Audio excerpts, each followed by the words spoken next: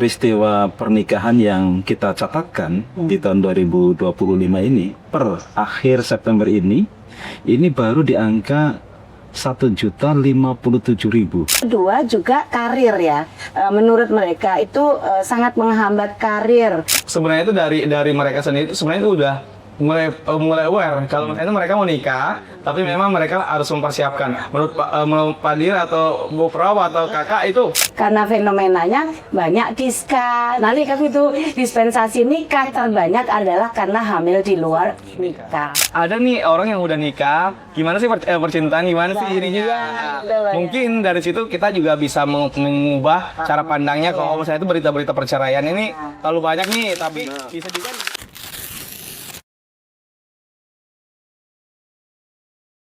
Assalamualaikum, Prof. Sehat, Prof? Alhamdulillah. Alhamdulillah, seneng nih. Pagi-pagi udah ngumpul di sini. Ini kita ambil waktunya Prof nih, Pak Dir. Sibuk pindah ngajar di UI, profesor besar udah di kementerian. Waduh, salah. Alhamdulillah sehat. Maksudnya tim intim ya. Ya, Pak Direktur. Padahal sama sibuknya sama beliau kan. Kita tapi ini Prof, kita belum ucapin selamat nih. Direktur baru kita nih. Kolaborasi sinerginya lebih oke. Siap, Ibu. Amin. Saya kira ya, karena kekuatan kita hari ini memang di kolaborasi. Tidak lagi di individu-individu. Siap, Prof. Tidak ada satu kementerian pun yang bisa jalan sendiri-sendiri ya. Iya. Tapi ada yang lebih menarik, Prof. Ini anak muda nih, Prof. Ini anak muda luar biasa nih. Saya mau belajar banyak ini sama Soalnya ini masih Sama, Pak. Kita juga perlu belajar dari yang muda-muda. belajar lagi ya. Karena beda dulu. Ini belajar lagi, ngulangi lagi. Belajar lagi. Karena kan kita suka-suka kudet, kurang update. Ya, jadi dengan anak muda kita bisa update. Ini Inal nih, Bro. Saya panggilnya Inal nih. ya. Ini baru nikah. Baru mau pesta tanggal 4 besok pengantin baru. Masih panas. Iya. Nah, ini kan yang kita ini berapa banyak. Ini anak muda sekarang kan banyak itu ya, Pak Dir ya. Kan Pak Dir mungkin tahu datanya lah ya. Di pernikahan data Indonesia 2024 mulai 2023 kan udah mulai menurun ya, Pak Dir ya. Iya. Itu gimana sih ya? Iya, termasuk tahun ini. Saya kemarin baru melaporkan, Bu. Jadi peristiwa pernikahan yang kita catatkan di tahun 2025 ini per akhir September ini baru di angka 1.057.000. 1 juta kan? Iya. September nih. Iya. Kalau Awal sebelumnya tahun sebelumnya itu pokoknya kita turun dibandingkan dengan bulan yang sama di tahun sebelumnya dan tahun sebelumnya lagi. sekarang turun lagi. Sekarang ya turun. Jadi di tahun 2024 kemarin itu peristiwa pernikahan yang tercatat oleh Kementerian Agama itu ada 1.400.000 sekian. Sebelumnya 1.500.000 sekian. Sebelum COVID 2 jutaan. Ini mengalami penurunan Pernikahan. Nah, termasuk misalnya kalau hari ini di akhir September baru 1.050.000-an itu. Ini fixasinya kan bulan-bulan kemarin nih. Iya. Kedepannya itu ya Trennya turun. trennya mah Tapi ini bulan mulut, Pak Dir. Biasanya bulan mulut itu kan banyak yang mau nikah ya. sudah habis mulai Sekarang sudah berakhir. akhir. Ramai lagi nanti bulan Rajab. Bulan Rajab, ya. Bulan Rajab itu Februari. Udah masih Januari. Puas dong ya. Sudah masuk di bulan 2026, tidak lagi di 2025. Berarti mungkin 2025 memang trennya turun. Iya. Ini yang saya kira Itu fenomenanya kenapa ya, Pak Dir ya? ya saya kira banyak kan nanti analisis psikologi dari Profnya ya saya kira bisa menjelaskan itu semuanya tentang dari mulai gaya hidup, kemudian ya namanya anak muda seperti itu. Gimana itu, Iya. Prof? Jadi gini, kebetulan saya pernah meneliti dan sekarang juga sedang meneliti tren apa ya? Kalau saya bilang minat untuk pernikahan itu wawancara saya dengan temennya Mas Re juga. PTKI loh ya, PTKI. Saya tidak ke universitas umum, ada di beberapa PTKI saja sudah mempunyai pandangan bahwa memang menunda itu dengan berbagai alasan. Yang pertama karena memang katanya sulit dapat pekerjaan, dan itu berikutnya kan berdampak pada kesiapan menikah menurut mereka yang memerlukan biaya banyak. Terus anak-anak sekarang itu kan maunya perfect ya, jadi apa-apa memang sudah bisa mandiri gitu ya. Kalkulasinya matang, Prof, ya. Ya, finansial, kalkulasi matematika itu jelimet gitu ya. Jadi akhirnya dia memang mikir-mikir gitu. Nah, kalau dari analisis perkembangan, psikologi perkembangan, semakin orang itu dewasa, dalam pengambilan keputusan itu memang semakin banyak pertimbangan. Karena kan gini, kenapa kalau anak SD atau SMP melakukan, mohon maaf, seks di luar nikah, karena dia nggak tahu risikonya. Nggak mikir panjang apa dampaknya dan sebagainya. Sementara kalau orang yang semakin dia bertumbuh dan kembang dewasa, semakin banyak pertimbangan-pertimbangan itu semakin kompleks. Jadi baru mau nikah dia, Prof. Ini sudah nikah. Artinya tidak semua ya udah aku nikah aja. Dia mikirnya nanti kalau anak sekian, sekolahnya saja bayarnya segini, rumah harus siap, mobil harus siap. Kalau ditinggal kerja bagaimana anaknya, itu menjadi complicated, menjadi pertimbangan yang sangat kompleks. Itu salah satu, Pak, salah satu. Nah, yang kedua juga karir ya. Menurut mereka itu sangat menghambat karir, apalagi pada pihak yang perempuan. Karena perempuan misalnya terkait dengan undang-undang cuti di sini masih belum seperti yang ada di luar ya. ASI dan sebagainya, pemberian ASI, cuti, fasilitas-fasilitas ibu hamil, ibu menyusui, itu kita belum bisa diimplementasikan sesuai dengan harapan. Nah, sehingga ini juga menjadi bahan pertimbangan pikiran juga. Ya udahlah, daripada ribet. Daycare misalnya ya, daycare yang penitipan anak itu juga nggak banyak yang nyaman, yang aman dan murah. Nah, itu kalau anak diendeng-endeng ke misalnya daycare-nya di kantor, kalau anak bayi dengan naik kereta misalnya berdesak-desakan, itu kan sangat tidak nyaman. Nah, ini juga menjadi pertimbangan. Ini banyak saya di variabel-variabel yang saya teliti itu ternyata kadang-kadang kalau kita kan berpikirnya simpel ya, mereka berpikirnya sangat kompleks. Anak muda gimana? Pengalamanku memang sama dengan apa yang disampaikan sama Prof. Kemudian saya juga punya ini, Kak Masud, punya satu komunitas yang ini tuh ratusan ribu anak muda. Jadi dari seluruh Indonesia itu punya beberapa titik, dan memang di situ tuh mereka tuh punya optimisme untuk saya harus stabil dulu baru nikah gitu. Saya harus memperjuangkan dulu di saya supaya stabil, yang maksud itu kayak ya, jadi sebenarnya bukan itu ya, bukan tidak mau menikah ya. Iya. Bukan tidak mau. Jadi kayak mereka tuh mempersiapkan dulu supaya nanti pada saat punya anak itu bisa membiayai anaknya, bisa mempersiapkan nanti ke depan keluarga kecilnya itu bisa bertumbuh dengan baik. Makanya pada saat saya sendiri kan punya komunitas namanya Youth Ranger. Youth Ranger Indonesia ini fokusnya tuh untuk ngembangin potensi anak muda. Jadi pada saat saya tanya-tanya, "Dek, kapan kamu mau nikah?" gitu. Saya nanti di umur 23 tahun, yang cewek kebanyakan tuh mereka bilangnya kayak gitu, baru 25 tahun atau 27 tahun mereka yang cowok-cowok. Dan menurutku sebenarnya itu dari mereka sendiri itu sebenarnya itu udah mulai aware kalau itu mereka mau nikah, tapi memang mereka harus mempersiapkan. Menurut Pak Dir atau Bu Prof atau Kakak itu benar nggak? Maksudnya kayak atau umurnya. Karena kan saya sendiri ngerasa bahwa saya menikahnya di umur 27 tahun dan memang Umur berapa sekarang? saya 27 tahun dan memang saya ngerasa saya kayaknya udah stabil deh. Saya udah stabil, jadi saya udah bisa membimbing istri karena memang mentalnya udah terasa dari kita masih kuliah lah gitu. Secara ekonomi juga bisa stabil. Alhamdulillah udah stabil kayak gitu. Iya. Tapi memang perlu ada di samping pertimbangan sosial, Saya yang pertimbangan psikologis, pertimbangan finansial dan segala macam. Ini emang perlu juga pertimbangan spiritual, keagamaan. Itu menjadi salah satu judgement khusus begitu. Bahwa misalnya nikah itu adalah sunnah Rasul, nikah sunnati. Nah, kesadaran bahwa kita mengikuti sunnah Rasul, faman raghiba an sunnati falaysa minni. Ini saya kira penting juga, sehingga kemudian membangun keluarga-keluarga baru itu tidak hanya semata-mata didasarkan pada aspek-aspek sosial, finansial, psikologi tadi itu, tapi juga ada aspek spiritual, agama di situ. Ibadah, bahwa nikah itu ibadah, itu bahwa dengan nikah ini ibadah yang saya kira sangat berbeda dibandingkan dengan yang lain-lainnya. Jadi ini sepanjang hidupnya itu ibadah. Ya. Nah, kapal dia di situ ada keutamaan. Aspek ini saya kira ini perlu ya.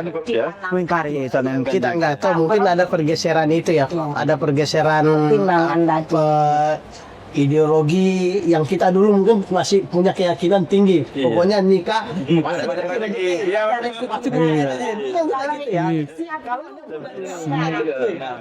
Nah, tapi itu perlu kita didorong. Ya, saya nggak tahu Imbang begitu. kita itu dulu jalan nekat apa jalan nol. Tentu saja kita Terkait dengan apa yang disampaikan Pak Direktur, ada pertimbangan spiritual. Mas Re agak sensitif mungkin ya, mohon maaf saya nanya.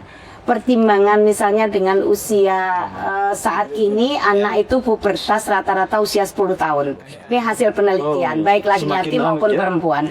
Kalau misalkan nikahnya taruhlah di umur 23 saja, nggak usah 27 tadi, 23 atau 25, ada 15 tahun hormon-hormon kelenjar seksual itu sudah terproduksi. Nah, bagaimana cara meregulasi dorongan-dorongan seksual itu supaya itu berada pada on the track gitu loh ya. Jadi gimana itu? Ini kan nggak pernah dibahas, Pak. Tetapi karena kan fenomenanya ternyata banyak yang penyalahgunaan seksual. Mohon maaf yang sebesar-besarnya, ini agak sensitif. Nah, supaya yang spiritual tadi itu juga, yang finansial, yang apa-apa ini disiapkan. Tetapi yang ini juga bisa dikendalikan. Al-Iffah ya Pak ya. Al-Iffah ini juga bisa ditegakkan kepada para generasi muda. Karena yang disebut untuk menikah itu kan ya ma'syarus sabab. Manistato amin kumul ba'at kafal yatazawwaj. Itu, nah kapan dia istitoahnya dengan batasan ini perlu juga menjadi ada kesepakatan sehingga karena apa? Karena menikah itu kalau berikutnya adalah dia aghadzulil basori wa ahsanul farji dan seterusnya. Nah, yang aspek ini Pak Dir, ini mesti harus mendapat perhatian khusus menurut saya. Karena fenomenanya banyak diska. Nanti kan itu dispensasi nikah terbanyak adalah karena hamil di luar nikah. Nah, ini kan satu apa ya, tidak hanya semata-mata kita menunda perkawinan tadi, atau tidak semata-mata siap semuanya, tetapi pada satu sisi yang ini tidak kita persiapkan, akhirnya menjadi rusak relasi kita. Tapi tunggu dulu nih Prof. Ini kan kita lagi di Teras Sultan nih. Saya kopinya nggak ada nih. Kita sambung pesan kopi ya. Ingat belum ini pesan dulu kopi. Kopi dah lah. Nah, kita dulu dari itu tinggal dia masukin aja. Dari sisi anak muda gimana Nal? Kalau saya melihat sampai sebenarnya itu saya juga melihat situasi seperti ini. Makanya itu dengan saya sendiri sebenarnya teman-teman anak muda itu saya dorong supaya mereka tuh aktif kemana-mana supaya nggak terlalu kepikiran untuk yang kayak gitu.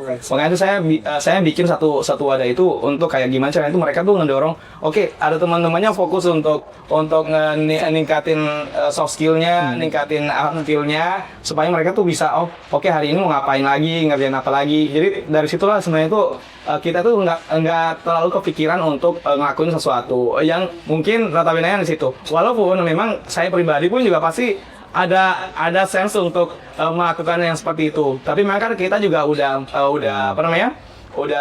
Maksudnya saya Islam, jadi saya juga cari cara supaya bisa mengurangi berpikiran yang hal yang seperti itu kayak gitu sih. Itu pandanganku sih Prof. Jadi kayak membiasakan untuk aktif, membuat kita tuh merasa full, sehingga tuh kita tuh tidak berpikir bahwa oke, kita dari jam 7 sampai jam 10 malam kepengennya tidur lagi gitu.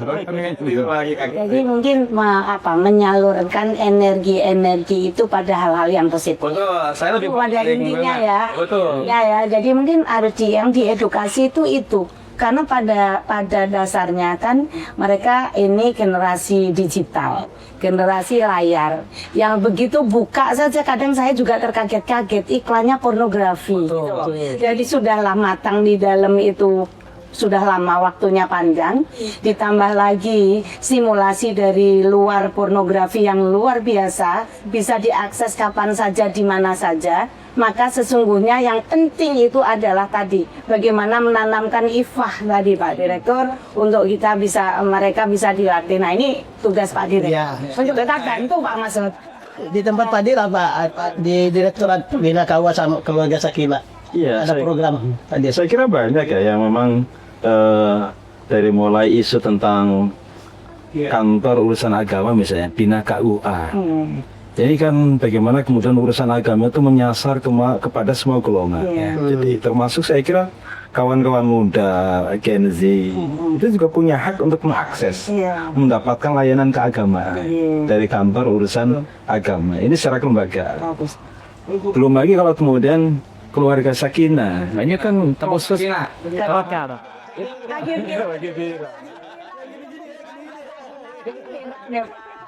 Jangan gitu. Ada program pembentukan keluarga sakinah ini kan sesuatu yang memang harus diikhtiarkan. Ya, selalu. Perencanaannya seperti apa, kemudian prosesnya seperti apa, pendampingannya seperti apa. Lalu kalau ada kes-kes tertentu kira-kira mitigasinya. Maka di sini peran penting dari BP4 itu ini sangat luar biasa. Ini counterpart yang saya kira memang kita harus selalu bareng-bareng dan BP4 untuk sekali lagi keluarga yang dibangun dari akad ngisakun gulita itu ini yang harus kemudian kita amankan untuk namanya itu bahtera Pak. Sukses selamat menempuh hidup baru. Lo udah mau selawe kok hidup baru. Jadi harusnya ucapannya selamat dan layar gitu ya. Nah, ada macam-macam gelombang samudra yang luar biasa. Yang ini Tadi Pak Dir itu menyebut BP4. Masalahnya kesannya BP4 itu selama ini orang tua mendonasi Pak Dir. Nah kita pengen anak muda ikut terlibat gitu kan ya. harus diformat ulang. Makanya saya senang banget ya ketika ada Prof ya di dalam kawan-kawan dari profesi psikologi, kemudian aspek financing keluarga.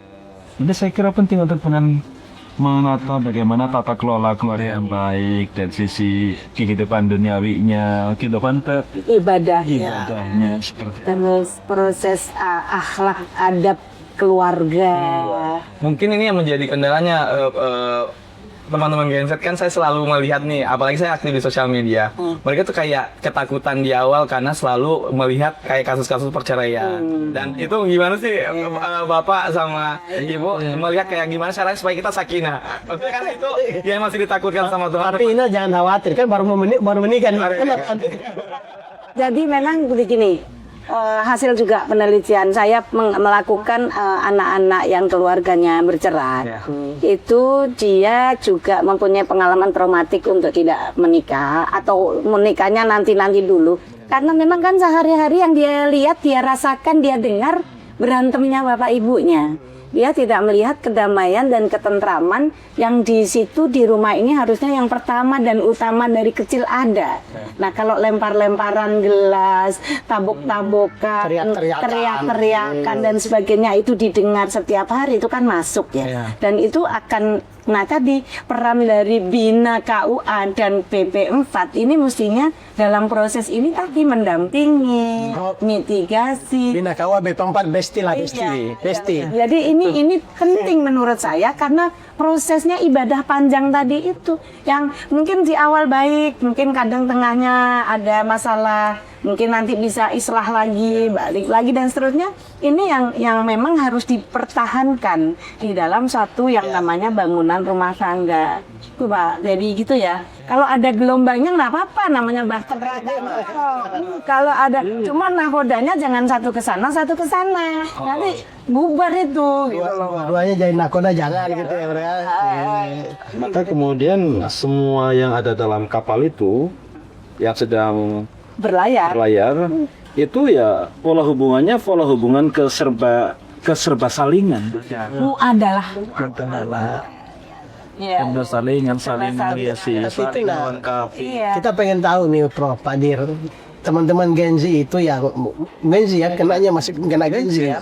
kan sekarang ada isu santer nih, isu-isu di media itu, kekhawatiran menikah, bahkan cenderung tidak mau menikah, single living, kan? Jadi pengen hidup sendiri, Iya. free child.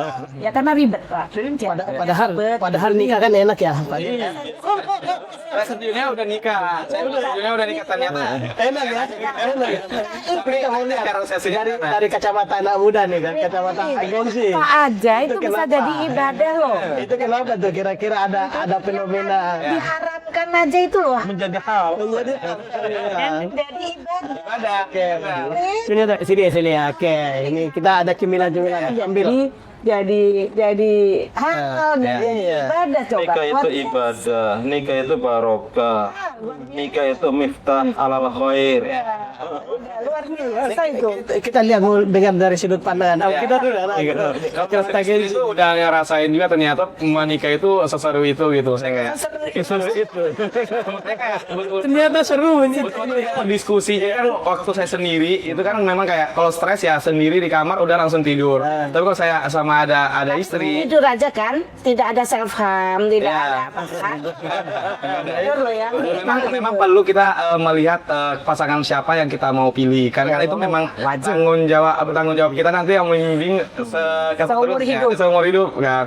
Jadi pada saat saya memilih alhamdulillah tuh istri saya juga mendukung. Jadi sejujurnya saya resepsinya itu tanggal 4 itu memang resepsi. Setelah itu saya sebelumnya sudah nikah di Makassar. Jadi pada saat saya udah menikah, saya ngerasa bahwa ternyata begini ya. Maksudnya kayak ada yang diajakin ngobrol. Kalau misalnya kita lagi ngalamin kayak mental, maksudnya kayak kita perlu gitu ya perlu untuk ditemenin, malah ada yang melukin kita, ada yang ayo Udah bicara pupuk.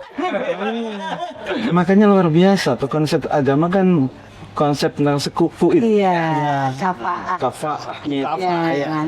Itu penting. Kafaah dalam hal usia, pendidikan, sosiokultural, agama yang nomor 1. Iya. Jadi bisa untuk sharing, berbagi. Itu apa dipengaruhi karena budaya-budaya dari luar ya. Anak-anak kan pengetahuannya sebentar sekarang, modernless kan sekarang gitu. Benar-benar tuh kayak teman-teman tuh ngelihat dari sosial media. Karena ada juga adik-adik yang sekarang baru lahir aja udah dapat teknologi, maksudnya udah dapat HP, udah ngelihat situasi yang ada di luar sana. Setiap manusia kan punya cara pandangnya masing-masing. Mungkin karena ngelihat dari satu frekuensi atau satu pemikiran dari situ, mungkin dia mengiyakan. Menurutku memang harus perlu ada banyak dorongan ngelihat postingan-postingan yang mungkin keluarga sakinah lah. Kita kalau misalnya itu sering melihat keluarga sakinah, kita juga terdoktrin untuk saya pengen deh ngelihat seperti ini gitu. Jadi mungkin yang perlu dibanyakin Pak untuk publikasi ini adalah contoh-contoh keluarga sakinah. Jangan ada permasalahan perceraiannya, supaya juga itu bisa jadi contoh. Kenapa itu ditonton anak-anak? Jadi kita dibanyakin yang positif, yang ketahanan keluarga yang positif, contoh-contoh sakinah, mawaddah, warahmah, maslahat, ini yang dibanyakin menurut. Iya, jadi best practice pengalaman baik dari keluarga-keluarga yang sukses, keluarga yang tadi bahasa ada keseruannya, tapi kemudian ujungnya kemudian sukses. Saya kira ini yang perlu kemudian kita glorifikasi ya, berita semacam ini. Justru di luar itu yang kemarin itu yang lagi naik itu Teguh Sakinah itu udah mendorong teman-teman untuk bisa. Kalau dilihat di komentar, itu kebanyakan teman-teman suka kayak, wah kalau saya nikah, TikTok kan ya. Modelnya tadi yang seru lah Pak, jangan yang Jadi kayaknya gini bro, itu pernah saya ada penelitian dulu Pak Dir di salah satu lembaga tentang kearifan lokal. Jadi masyarakat kita itu umumnya percaya tentang kearifan lokal sebagai sebuah daya tangkal, daya imun masyarakat. Cuma mereka itu nggak banyak yang suka dengan gaya lama. Nah, kearifan lokal itu, model-model gambar itu harus direform, buat model baru, tapi mengakar pada kearifan lokal itu. Jadi itu mungkin bisa masuk intervensi lewat kebudayaan kita itu ya untuk itu. tradisional tapi diangkat menjadi kekinian. Pilihan. Mungkin ada juga ini. Mungkin ada kemarin tren juga kayak nikah di KUA. Itu kan bisa menjadi perspektif baru buat anak-anak muda kayak, oh nikah itu nggak mahal tuh. Karena memang banyak teman-teman yang kayak Ngeri ya. bilangnya Sama mahal biaya, Pak. Kalau di Sulawesi pandainya tinggi. tinggi. Ngeri Pak, karena harus mempersiapkan sekian M gitu loh. Sekian ratus juta cateringnya. Nggak tahu nih berapa pandainya. Kalau ada duitnya sih nggak apa-apa. Bagus-bagus aja, tapi kalau enggak itu cuman itu luarnya yang digayain itu gaya hidupnya, tetapi dalamnya itu enggak. Kemarin saya lihat ini Ibu Prof. Jadi kayak teman-teman menikah dulu di KUA, setelah itu honeymoonnya di Eropa. Jadi kayak ternyata ada banyak hal yang menurutku bisa membuat teman-teman ngerasa bahwa pernikahan itu enggak seribet itu kok gitu, enggak semahal itu kok gitu. Mereka bisa nabung untuk bisa yang lain-lain. Karena kan gini, saya mendingan beli rumah aja daripada yang pesta rame-rame. Pakai untuk beli rumah aja, DP rumah aja gitu. Yang cara pandang ini sih yang sebenarnya ini. Jadi emang perhitungannya muat sekarang ya. Ya. Tetapi saya kira kalau kemudian kita menempatkan pernikahan itu juga sebagai salah satu ikhtiar kita untuk membangun silaturahim begitu. Itu kan semangatnya semangat silaturahim, jadi tidak perlu berlebih-lebihan gitu. Dengan syarat rukun sudah dipenuhi. Begitu, dapat keutamaan. Disaksikan oleh tetangga kiri kanan saudara bahwa ini proklamir. Betul. Kadang-kadang kemudian sisi lainnya ini pernikahan itu menjadi semacam ajang di mana kemudian kita akan show off. Nah ini yang saya kira penting untuk kemudian kita edukasi. Iya. Tapi kalau anak-anak sekarang itu diajak diskusi kayak gitu cepet kok. Saya ya, cepet. Ya, artinya dia Kita ajar lagi teman-temannya. logis, rasional. Dan menurut dia memang masuk di pikirannya, oke, biasanya tuh dia terima gitu. Tapi cara kita menyampaikan dan berdiskusi itu jangan gurui duluan. Betul. Lebih senang kayak didengar kayak gini. Kayak ini Prof. Kalau kamu pendapatnya apa, alasannya apa? Saya selalu begitu. Ini ekspresi alamiah Genji tadi. Ditambah penguatannya itu dari fakta-fakta gitu. Ya, jadi fakta yang ada itu hanya untuk memperkuat. Jadi sebetulnya kemasannya Pak Dir, Bina KUA ini harus reform tadi. Bukan reform Bina KUA-nya ya, tetapi metode, cara-cara pendekatan kita kepada Gen Z, Gen Alpha supaya bisa diterima. Sama dengan kita harus mereformasi BP4. Jangan BP4 yang bapak-bapak, kakek lagi semua tua gitu ya. Terus nanti kita sehati perkawinan itu dari A sampai Z khutbah nikah lari nih Mas. Ya Mas. Nah, jadi lari dia kalau dengan cara itu. Jadi kita ya harus mereform diri ya. Dengan memperkuat kearifan lokal kita itu. Iya, Itu luar dan biasa. orang tua itu menurut saya tidak kalah pentingnya untuk diedukasi ini. Karena mulai dari bagaimana cara milih mantu. Ini kan milih pasangan, oke. Kalau milih mantu yang apa, yang kriterianya seperti apa. Terus dengan mantu juga berarti jatuhnya. Makanya nih Bro, Iya kan. saya beberapa kali itu diminta memberikan nasihat perkawinan. Saya bilang kita itu tidak hanya memberikan nasihat untuk pengantin bayi, tetapi juga pengantin lama, pengantin sepuh. Karena pengantin lama, pengantin sepuh itu kan sudah punya anak yang siap untuk menikah. Iya. Jadi tentu kita pengen memahami bahasa mereka, cara mereka, tetapi tetap dalam koridor agama. Iya. Dan seringkali karena orang tua itu Mas Re, seberapapun umur anak, jabatan anak, kekayaan anak ya dianggap anak.